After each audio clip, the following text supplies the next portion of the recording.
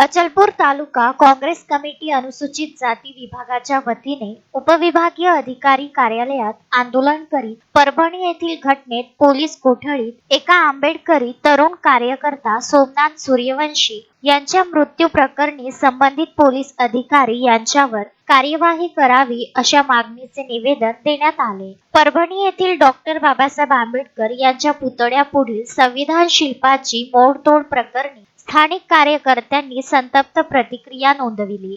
यामुळे पोलिसांनी आंदोलकांवर अमानुष मारहाण केली, त्यावर समाजातून तीव्र प्रतिक्रिया उमटल्या। पोलिसांनी कॉम्बिंग ऑपरेशन राबविले व रस्त्यात घुसून वाहनाची नासधूस केली, जी पोलिसांनी करणे अपेक्षित नव्हते। त्या संदर्भातील व्हिडिओ समाज माध्यमांवरही व्हायरल झाले आहेत। तर काही आंदोलकांना पोलिसांनी ताब्यात घेतले होते। त्यातील एका आंबेडकरी तरुण कार्यकर्ता सोमनाथ सूर्यवंशी यांचा पोलीस कोठडीत मृत्यू झाला।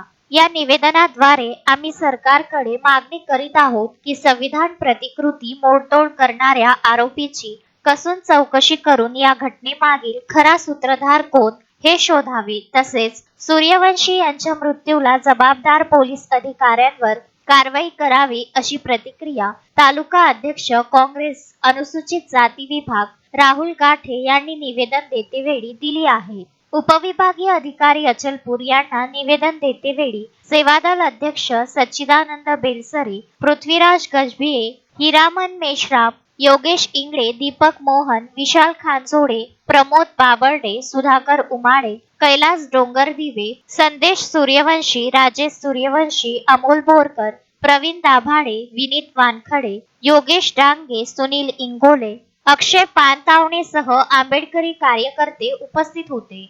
परभणी येथे झालेल्या त्या कृत्याबद्दल आम्ही या ठिकाणी निवेदन देण्याकरता आलेलो आहोत। अतिशय क्रूर पद्धतीने ह्या पोलीस प्रशासनाने शहीद सोमनाथ सूर्यवंशी यांच्यावर जो अत्याचार केला आणि त्या अत्याचारमध्ये तो मरण पावला, त्या ठिकाणी आम्ही त्यांचा निषेध व्यक्त करतो। घटना ही अत्यंत दुर्दैवी आहे। त्या ठिकाणी 10 तारखेला जो मोर्चा निघाला होता सकल हिंदू समाजाचा, आणि जे बांगलादेशमध्ये हिंदूंवर अत्याचार होत आहे त्याकरता मोर्चा निघाल्यानंतर त्यामधलाच एक पवार नावाचा व्यक्ती तो सायंकाळी तिथे येऊन भारतीय संविधानाच्या प्रतिकृतीचा विटंबना करतो, आणि त्यानंतर बाबासाहेबांच्या आणि त्या संविधानाचा विटंबना झाल्यानंतर त्या ठिकाणी सर्व आंबेडकरी अनुयायी एकत्र होऊन त्याला निषेध व्यक्त करतात।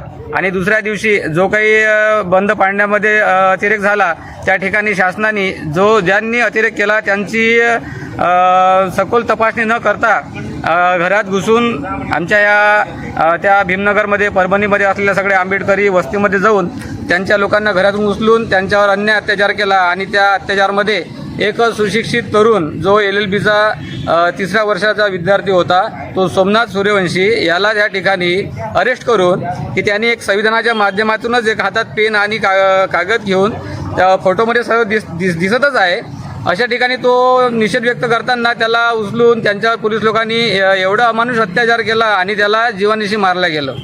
मग हा आमच्यावर अन्याय अत्याचार कशाला?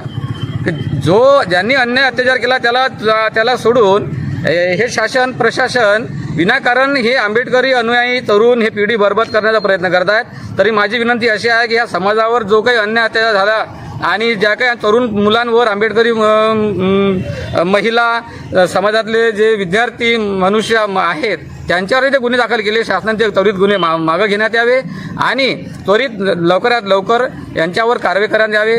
जे पोलीस प्रशासन आहे तिथले त्यांच्यावर लवकर त्यांना निलंबित करण्यात यावे, एवढं त्या ठिकाणी आम्ही निवेदन देऊन आमचा निषेध व्यक्त करतो।